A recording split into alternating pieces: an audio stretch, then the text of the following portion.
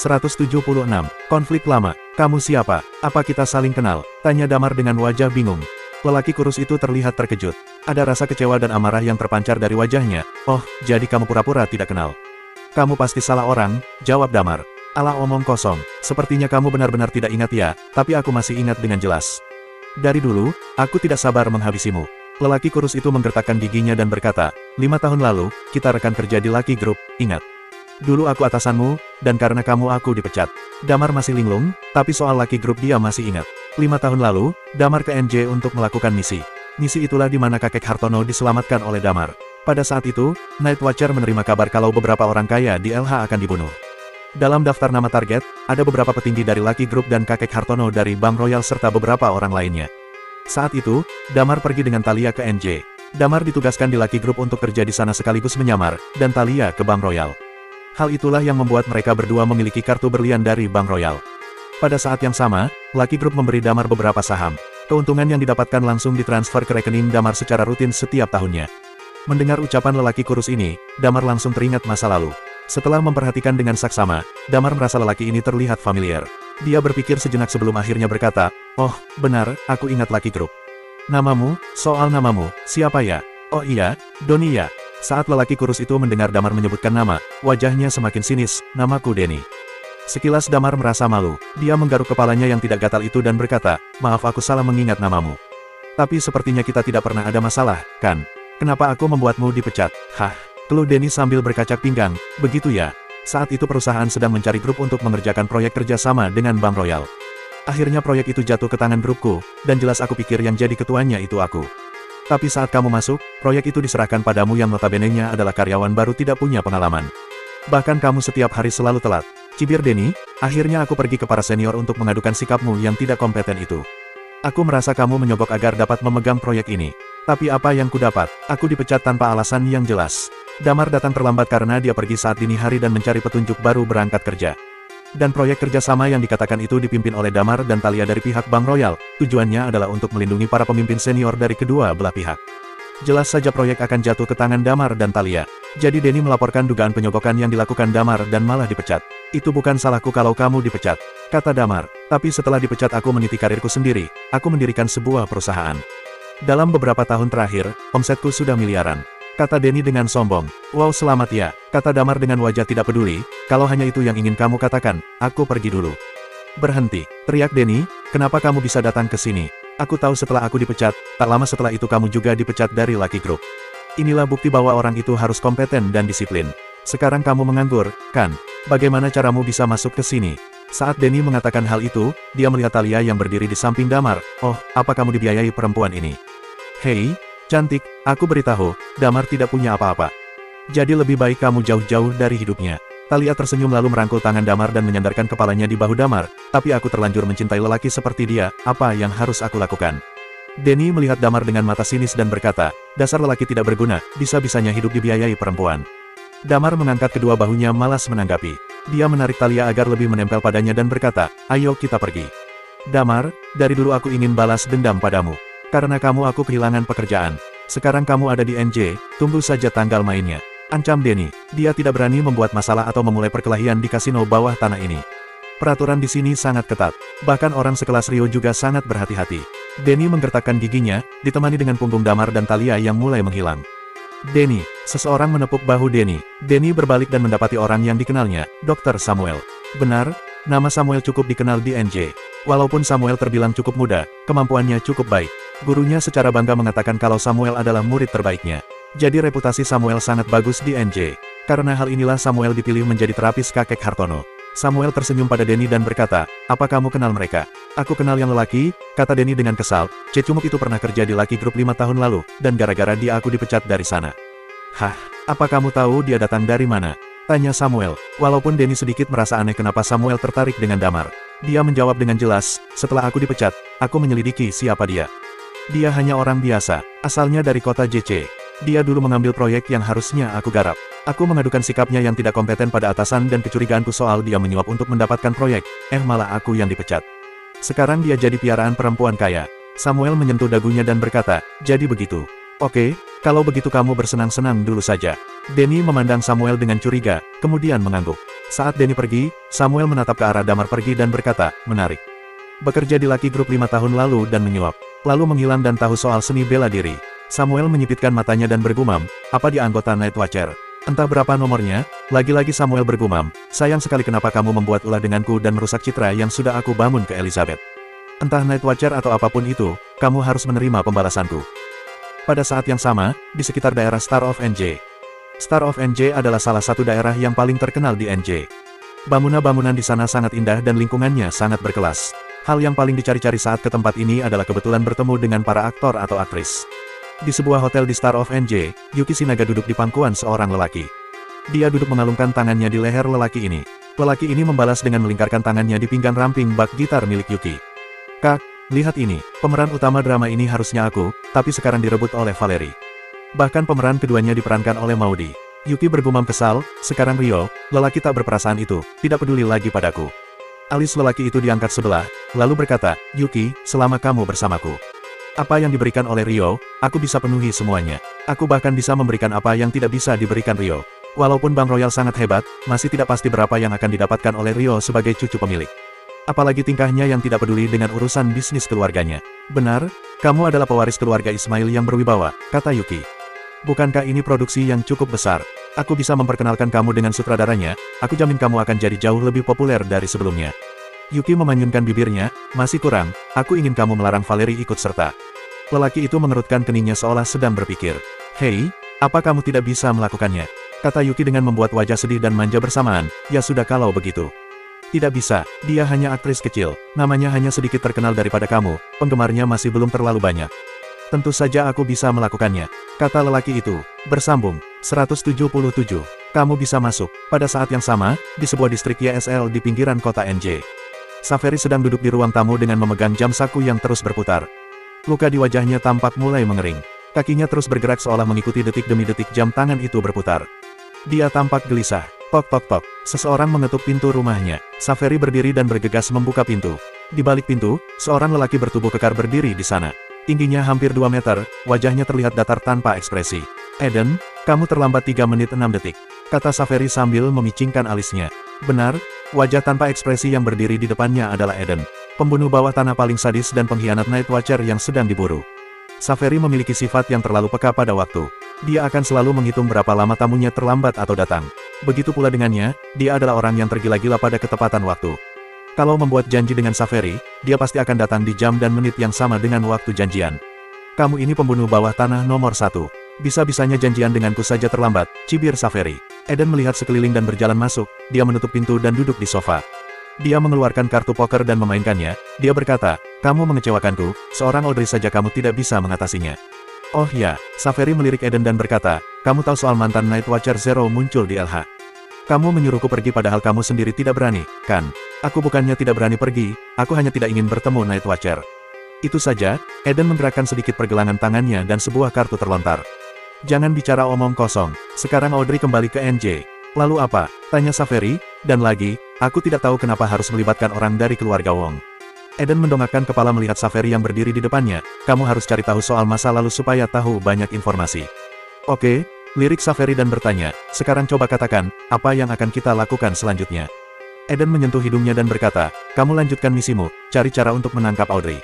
Bukan pilihan yang bijak kalau kita menghadapi keluarga Wong tanpa persiapan. Saveri bertanya lagi, terus kamu? Aku punya urusan yang harus aku lakukan, kata Eden kembali memainkan kartu-kartunya. Damar dan Talia masih berjalan-jalan di lantai 1. Seorang lelaki yang memakai seragam kerjanya menghampiri mereka. Maaf, apa kalian Pak Damar dan Nona Talia? Damar dan Talia menoleh dan bertanya, ya, ada apa ya? Pak Ryo meminta saya untuk mencari kalian. Pelayan itu tersenyum ramah dan menyerahkan sebuah kartu dan undangan. Ini adalah tiket masuk ke bagian lelang di lantai pertama. Pak Ryo berkata, kalau kalian tertarik, kalian bisa membeli barang yang kalian inginkan. Kalau ada yang menarik, kalian bisa ikut lelang. Pak Ryo yang akan membayar semuanya. Damar cukup terkejut, memang tidak diragukan lagi kalau Ryo adalah cucu dari orang kaya. Setelah mengatakan hal itu, pelayan itu mengerahkan barang titipan Ryo dan berkata, ini surat undangan VIP untuk melihat tinju di lantai 3. Pertandingannya dimulai pukul 12 malam. Damar mengangguk dan menerima barang itu. Memang, kalau ingin melihat pertandingan tinju membutuhkan tiket masuk yang cukup sulit didapat.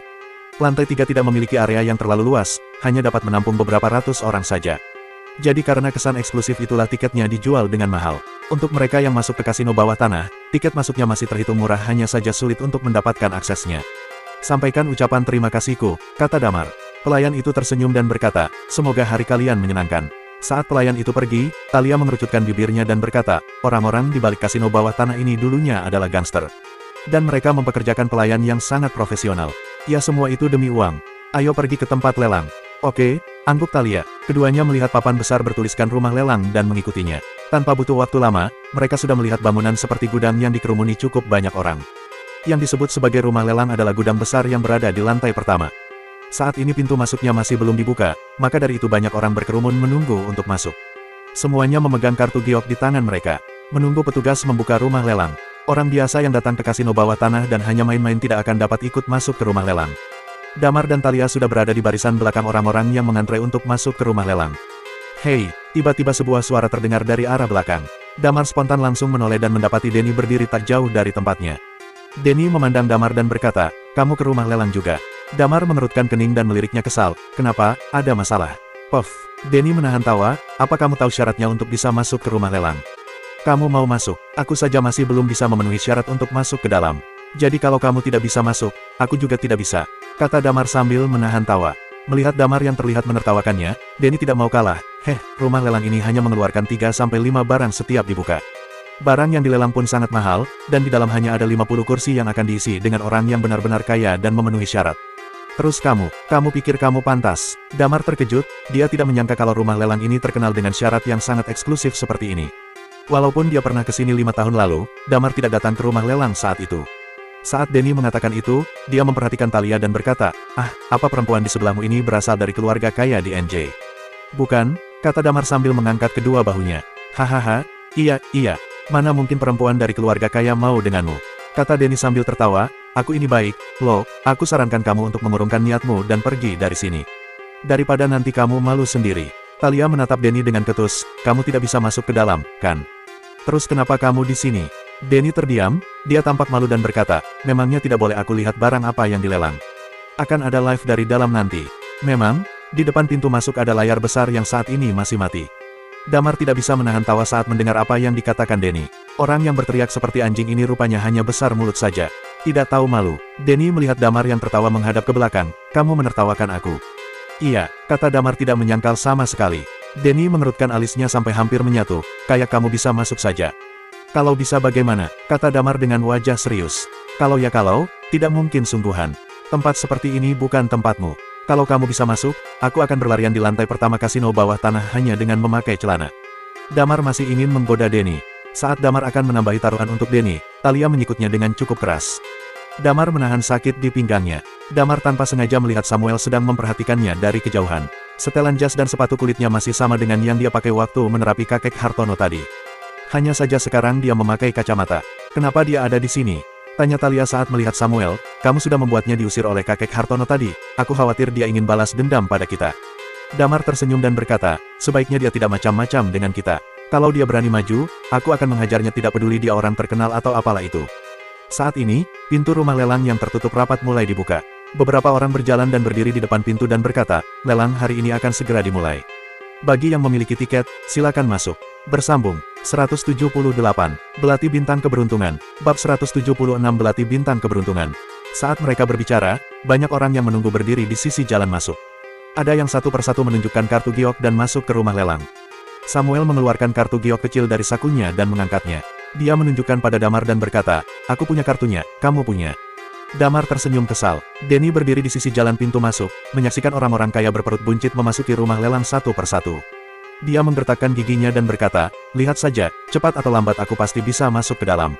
Mendengar hal ini, Damar merasa orang satu ini cukup lucu. Saat orang-orang mulai berbondong-bondong masuk ke dalam, Damar dan Talia saling memandang dan berjalan beriringan ke pintu masuk. Denny melihat Damar dan menyoraki, tidak tahu malu. Tentu saja Damar mendengar teriakan itu. Dia terus melanjutkan langkah kakinya dan mengeluarkan kartu giok dari dalam sakunya. Penjaga pintu masuk memeriksa dan mempersilakan Damar dan Talia masuk ke dalam. Kemudian Damar menoleh kepada Denny yang masih berdiri di samping pintu masuk dengan mengangkat kartu gioknya. Kalau aku sudah keluar nanti, aku tunggu kamu lari pakai celana ya. Seluruh wajah Denny langsung pucat. Jadi dia punya kartu giok. Jelas-jelas Denny melihat yang mengeluarkan kartu giok adalah Damar bukannya Talia. Dia merasa kepalanya menjadi ringan. Apa mungkin orang yang dulunya bekerja sebagai bawahannya sudah menjadi bos besar dalam 5 tahun terakhir? Tidak mungkin, mana mungkin dia jadi bos besar di usia yang semuda itu. Pasti ini berkat perempuan yang ada di sampingnya. Pasti karena latar belakang keluarga si perempuan itu. Tapi, perempuan dari keluarga yang kaya, kenapa bisa jatuh cinta pada Damar yang bukan siapa-siapa? Denny menggelengkan kepalanya yang pening. Dia melihat Damar dan Thalia duduk di dalam dengan kesal. Setelah masuk ke rumah lelang, Damar merasa di dalamnya sangat luas. Seharusnya masih sangat luas kalau hanya diisi oleh 40-50 orang. Setiap orang disediakan sofa dan meja yang sangat nyaman. Seperti bioskop premium. Setelah Damar dan Thalia duduk di barisan belakang, seseorang tiba-tiba menghampiri mereka dan memeriksa kartu giok yang dipegang Damar. Kemudian memberikan papan kayu kecil bertuliskan 50. Kata Denny tadi, hanya 50 slot yang bisa diisi dalam sekali lelang. Melihat nomor yang mereka terima, sepertinya mereka berada di urutan paling akhir. Tak berapa lama, pintu ditutup. Kemudian lampu di podium depan menyala terang. Seorang perempuan cantik mengenakan rok dan blazer hitam berjalan ke podium sambil membawa mikrofon di tangannya. Dia membungkuk memberi hormat kepada para pengunjung yang datang dan berkata, acara lelang hari ini telah resmi dibuka. Selanjutnya, kita akan melihat barang pertama. Dengan arahan perempuan itu, seorang anggota staf rumah lelang berjalan ke atas podium sambil membuka kotak yang memiliki panjang sekitar hampir 30 cm. Di dalamnya ada sebuah belati yang terlihat mengilap, sepertinya sangat tajam. Staf itu mengeluarkan belati yang terbilang cukup panjang itu dari kotaknya. Tidak main-main, staf itu memakai sarung tangan putih agar tidak menggores barang-barang yang akan dilelang. Saat belati itu diangkat ke udara, kilatan cahaya biru terpantul dari permukaannya yang mengilap. Damar dan Thalia saling memandang. Ini adalah belati bintang keberuntungan. Sebagian besar senjata yang digunakan oleh anggota Night Watcher adalah belati kembar. Di dunia bawah tanah, ada tingkatan senjata.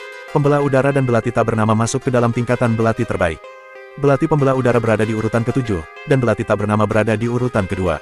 Dan belati bintang keberuntungan merupakan salah satu belati yang berada di 10 daftar tersebut. Tidak tanggung-tanggung, bintang keberuntungan berada di peringkat kelima.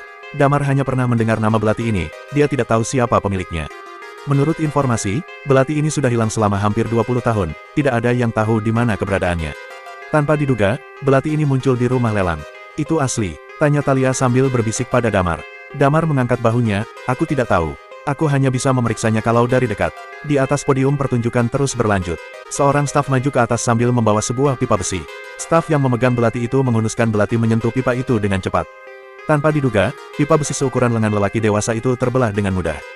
Belati itu membelah pipa besi layaknya memotong selembar kertas. Aku rasa itu asli, kata Damar sambil menahan napas. Aku ingin belati itu. Thalia menelan ludah. Saat perempuan lainnya akan tergiur begitu melihat tas ternama, lain halnya dengan Thalia. Hanya senjata yang dapat membuatnya demikian. Thalia memiliki belati kembar sendiri, tapi senjatanya tidak terkenal. Jadi saat melihat bintang keberuntungan, matanya seakan lapar dan ingin memiliki belati istimewa itu. Aku akan mendapatkan belati itu, tak peduli berapa harganya. Kata Damar, belati ini pasti akan meningkat kemampuan dan keefektifan pertarungan Thalia yang sudah bagus. Senjata macam ini harus didapatkan tidak peduli berapa harganya. Setelah demo mengetes ketajaman belati itu, para pengunjung mulai ribut. Hampir seluruh pengunjung bersiap untuk mengangkat papan mereka. Kebanyakan dari mereka yang datang adalah orang-orang kaya sejak lahir. Dan orang yang menginginkan belati ini tentu saja tahu keistimewaannya. Mereka tidak tahu pasti berapa nilai belati ini, yang jelas belati setajam ini cocok untuk dikoleksi. Hanya ada beberapa orang yang benar-benar mengerti soal barang langka macam ini. Misalnya Samuel, dia duduk di barisan depan dengan mata yang seolah siap mendapatkan belati ini. Pada saat ini, perempuan pemandu acara berkata, ini adalah belati bintang keberuntungan. Harga awalnya adalah 50 miliar, 60 miliar, 70 miliar. Setelah harga dimulai, orang-orang terus mengangkat tanda mereka sambil menyebutkan nominal yang fantastis. Di luar pintu masuk, Denny menonton dari layar.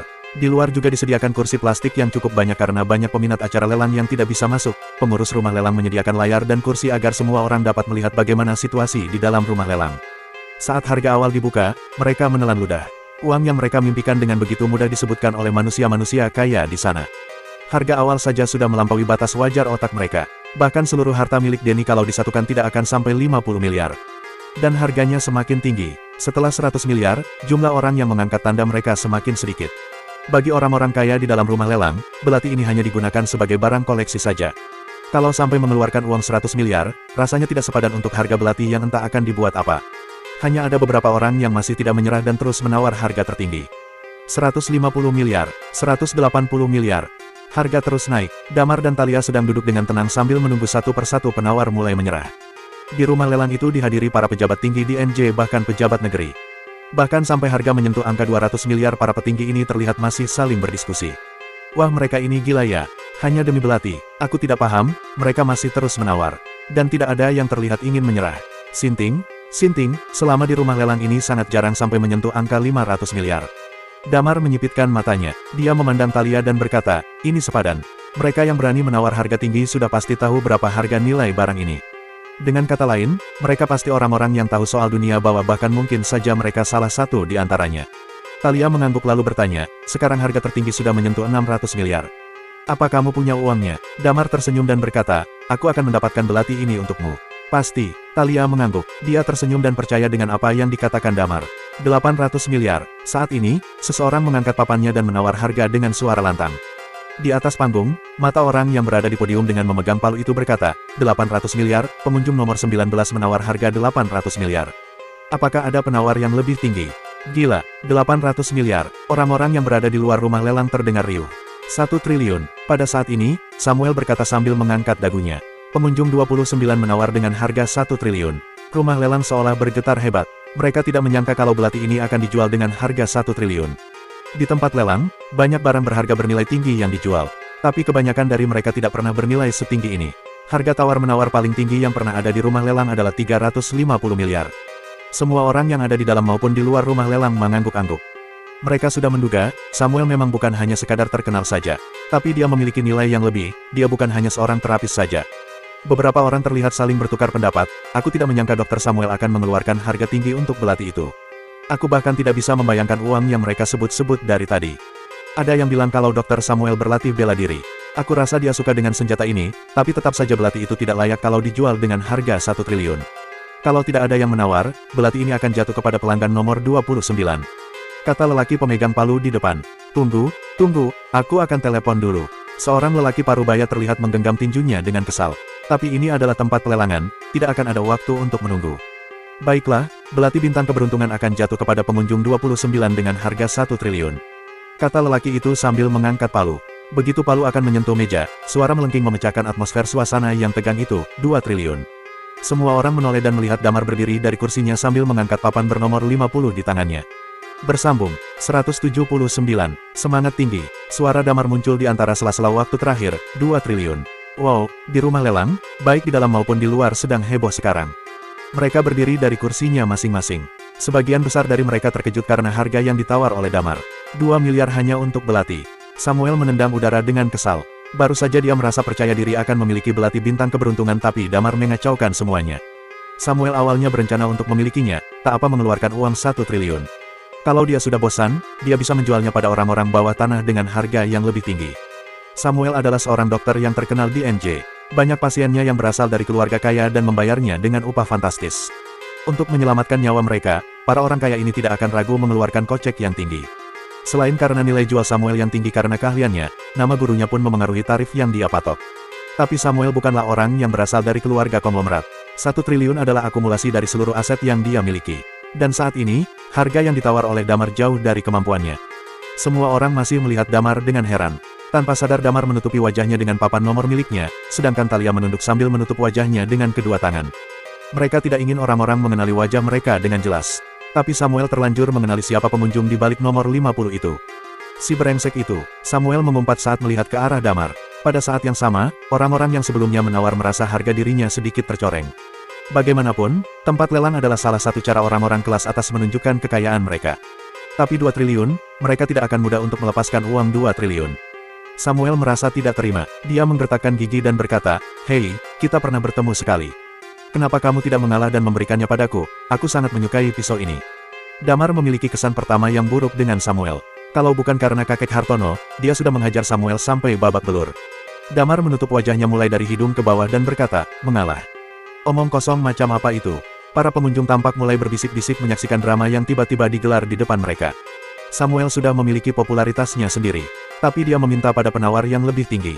Seorang pengunjung tampak merasa kesal dan berkata, "Dr. Samuel, kalau kamu memang sangat menyukai barang ini kamu bisa memberikan tawaran lagi, kan? Jangan hanya meminta begitu saja. Aku bisa pinjamkan uang 1,1 triliun. Kamu tinggal minta uang ayahmu untuk melunasinya." Saat lelaki pemegang palu mendengar obrolan pengunjung-pengunjungnya, air liurnya menetes. Palunya bergerak sangat lambat, bahkan dia berencana kembali melanjutkan sesi tawar-menawar itu. Sekali lagi, harga terakhir adalah 2 triliun. 2 triliun, baiklah aku pinjam uangmu 2,1 triliun.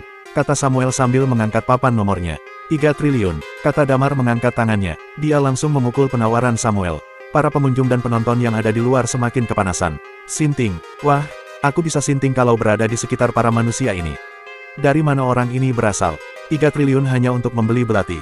Hei, itu 3 triliun, lo, itu uang lo. Wah keren sekali orang sinting itu. Samuel jatuh terduduk di kursinya dengan putus asa. Damar bukan hanya mengalahkannya tapi dia sudah menghancurkan martabat Samuel. Sudah jelas Damar yang akan memenangkan pelelangan ini. 3 triliun. 1, 2, pemegang palu terus menghitung dengan lambat, dia mengharapkan seseorang akan menawar dengan harga lebih tinggi. Semakin tinggi harga yang ditawar, semakin tinggi komisi yang akan dia dapatkan. Tapi dia harus puas dengan 3 triliun, tidak ada tanda-tanda penawar lagi.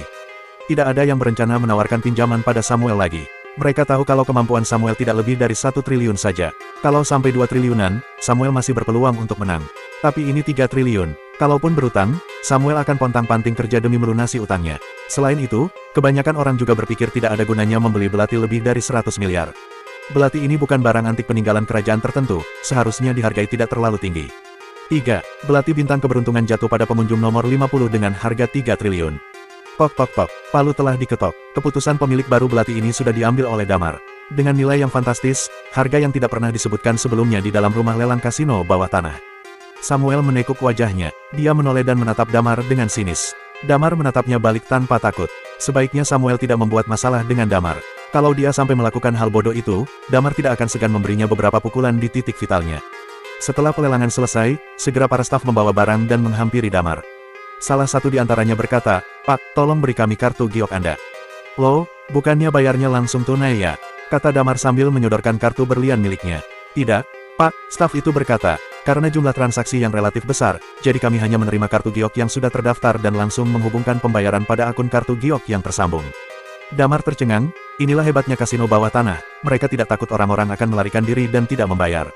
Wajar saja, orang-orang yang terdaftar bukan sembarangan. Semua kekayaan mereka terpampang jelas dan identitas mereka juga terdaftar dengan jelas. Kalaupun kabur, tidak akan sulit untuk mencari keberadaan mereka. Damar mengangguk paham lalu menyerahkan kartu giok kepada staf. Para staf yang lain mengambil mesin pembaca kartu untuk memeriksa identitas kartu. Saat nama Rio Dewanto muncul di layar mesin pembaca, mereka terlihat sedikit terkejut.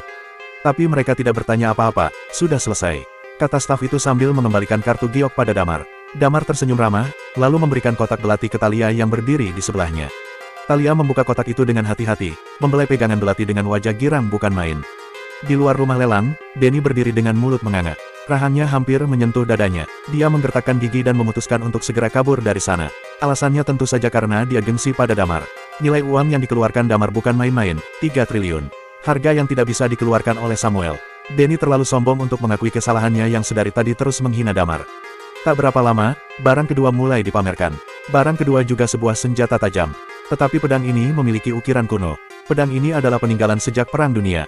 Hampir tidak ada yang pernah melihatnya langsung. Damar melirik, dan sepertinya kali ini pelelangan bagi para pecinta barang antik. Tapi itu hanyalah sebuah pedang yang hanya memiliki nilai sejarah saja. Damar tidak terlalu tertarik dengan hal seperti itu. Pedang ini diboyong orang dengan harga 230 miliar. Orang-orang yang sebelumnya menawar belati bintang keberuntungan tidak terlihat mengangkat papan nomor mereka. Setelah beberapa barang terjual, akhirnya tibalah pada barang terakhir. Lagi-lagi barang ini adalah barang antik yang tidak memiliki nilai di mata Damar. Kemudian pelelangan pun berakhir. Damar dan yang lainnya berjalan keluar dari rumah lelang. Tapi ada yang aneh. Ada segerombol orang yang terlihat mengikuti mereka berdua. Jelas ini karena mereka ingin mengambil belati bintang keberuntungan. Damar yang menyadari hal itu pun menyeringai dan berkata pada Talia, sepertinya mereka ingin mengambil belati ini. Lihat, mereka yang di sana. Jelas sekali mereka ingin mencari lengahnya kita. Talia tersenyum dan berkata, sepertinya apa yang kamu bilang benar. Biarkan saja mereka, sudah hampir pukul 12 malam. Ayo kita ke lantai 3 untuk menonton tinju. Damar mengangguk. Tak berapa lama, keduanya sampai di lantai 3. Setelah menunjukkan surat undangan kepada para penjaga gerbang di lantai 3, mereka dibawa ke sebuah ruangan. Begitu mereka masuk, mereka bertemu dengan Rio yang sedang duduk dan ditemani dengan dua perempuan cantik berpakaian seksi. Sudah pasti Rio minum banyak alkohol, tapi dia masih sadar dan tidak terlihat mabuk sama sekali. Rio yang melihat Damar dan Talia masuk ke ruangan segera berdiri dan berkata, Kak Damar, aku memang bilang akan membayar semuanya untuk kalian. Tapi 3 triliun, mati aku, kakek dan kakakku pasti akan membunuhku. Pasti sekarang kakekku benar-benar akan membekukan ATM-ku. Bersambung, 180. Keadaan krisis Wendy. Ya, dia telah mendapatkan informasi itu. Itu adalah uang sebanyak 3 triliun. Dia telah memikirkannya baik-baik sebelumnya. Jika Damar memenangkan lelangan dengan harga puluhan miliar, dia mungkin masih bisa menanggungnya. Semenjak hari ini, dia menyadari bahwa kakaknya dan kakeknya sangat menyukai Damar, dan mereka memiliki hubungan yang sangat baik. Mereka sangat percaya pada Damar, jadi, dia rela menghabiskan puluhan miliar hanya untuk menyenangkan Damar dan membangun hubungan yang baik dengannya. Jika dia tidak sengaja menyinggung perasaan Elizabeth dan Hartono, dia bisa meminta tolong pada Damar juga. Tapi dia tidak pernah menyangka Damar akan menembak harga sebanyak 3 triliun. Dia sendiri pun tidak mungkin bisa mengeluarkan uang sebanyak itu sekaligus.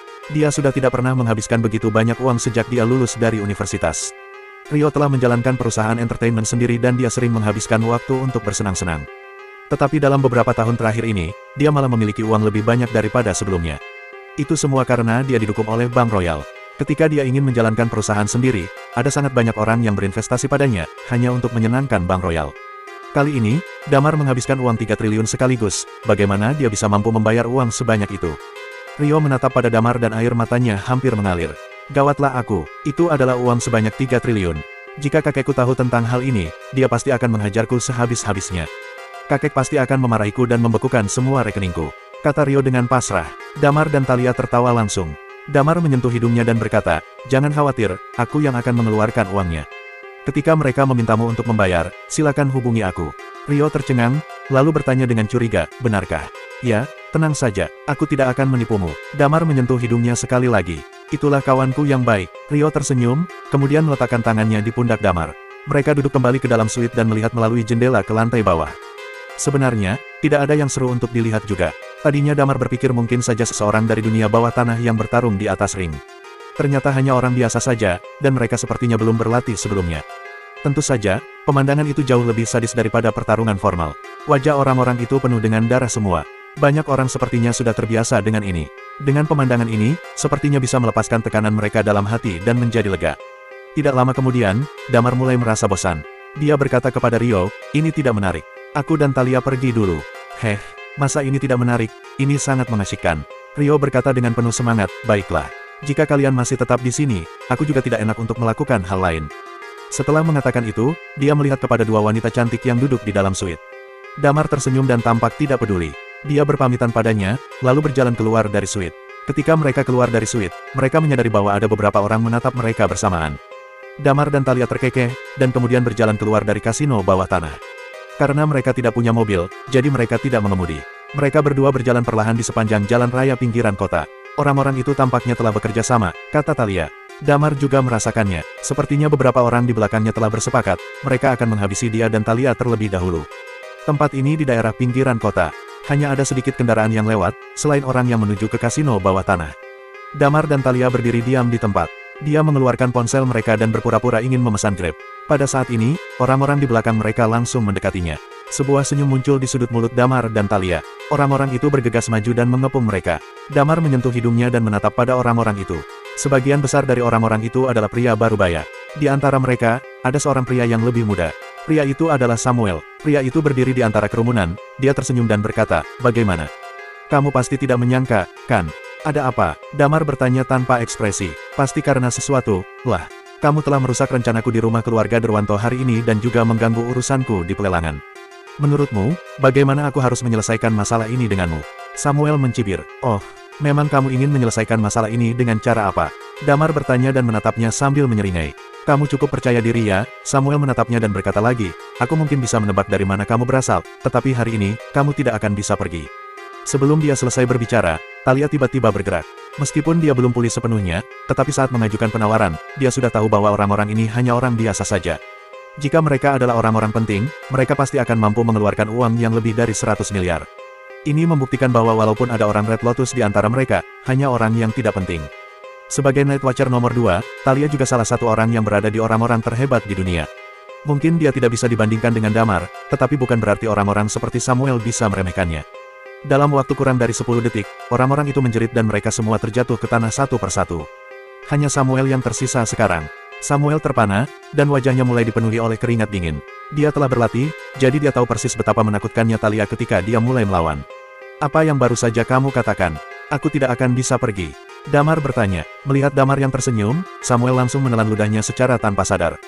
Guruku adalah Surya Saputra, tabib terhebat di kota NJ. Samuel berteriak. Dia tahu dengan jelas bahwa dia bukan lawannya Thalia. Dan Damar pun belum melakukan apa-apa sampai sekarang. Memangnya aku peduli? Damar mencibir. Apa kita bunuh saja? Tanya Thalia. Samuel mendengar perkataan Thalia. Dia sangat ketakutan, kakinya gemetar dan dia langsung jatuh di bawah tanah.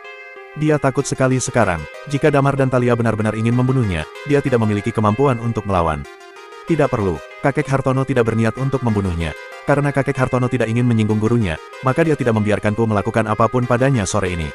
Tapi kali ini, dia yang datang kepada kita dan memprovokasi kita. Aku merasa sedikit menyesal jika tidak memukulnya. Biarkan dia berbaring di rumah sakit selama beberapa bulan saja. Kata Damar. Bang, bang. Damar dan Thalia meninju dan menendang Samuel dengan keras. Karena tidak tahan menerima siksaan itu, Samuel menjerit sekeras-kerasnya, dan akhirnya dia pingsan karena kesakitan. Setelah memukul Samuel, Damar menyentuh hidungnya dan memeriksa tubuh orang-orang itu. Yang memejutkan mereka adalah di antara orang-orang ini tidak ada yang bertato Red Lotus. Ini membuktikan bahwa walaupun mereka adalah orang dari dunia bawah tanah, tetapi bukan orang dari Red Lotus. Thalia mengerutkan kening, tidak ada kemajuan sama sekali. Damar menghela napas dan berkata, sangat sulit untuk menemukannya dengan cara seperti ini. Besok aku akan meminta tolong pada Lilia untuk membawaku ke markas Night Watcher. Thalia mengangguk dan berkata, oke, kalau begitu mari kita pulang dulu. Ketika mereka kembali ke rumah, itu sudah sekitar pukul 1 pagi. Damar membuka pintu, dan begitu mereka masuk, alis Damar dan Thalia sedikit berkerut. Thalia pun langsung berbalik tanpa sadar dan hendak melarikan diri. Second, aku sudah melihatmu, untuk apa kamu kabur? Seseorang berkata dari dalam ruangan. Asteris. Pada saat yang sama, di kota JC, Wendy sedang berjalan keluar dari bandara dengan sebuah koper di tangannya. Penampilannya menarik perhatian banyak orang. Damar tiba-tiba pergi ke kota NJ, Sela juga sedang bepergian di luar kota.